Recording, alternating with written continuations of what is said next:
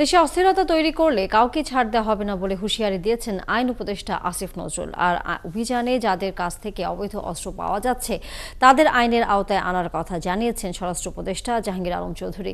বুধবার দুপুরে সচিবালয়ে এক বৈঠকে শেষে এসব কথা বলেন তারা। পুলিশের ইমেজ আস্তে আস্তে কিন্তু উন্নত হচ্ছে, বাট এটা আমার কাছে এরকম কোনো কিছু নাই যে আমি একদিনে সব উন্নতি করে ফেলবো।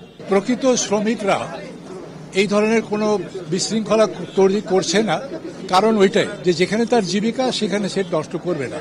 আমার ইন্ডাস্ট্রিকে বাঁচাতে গেলে, শ্রমিককে বাঁচাতে গেলে, দেশের অর্থনীতিকে বাঁচাতে গেলে কিছু সংখ্যকের বিরুদ্ধে পদক্ষেপ নিতে হবে। এখানে স্থানীয়ভাবে আওয়ামী লীগও আছে কিছু জায়গায়, এবং কিছু বিএনপির স্থানীয় নেতৃবৃন্দেরও আমরা সংশ্লিষ্টতা পেয়েছি। তাদের বিরুদ্ধে আমরা কঠোর অবস্থানে যাব।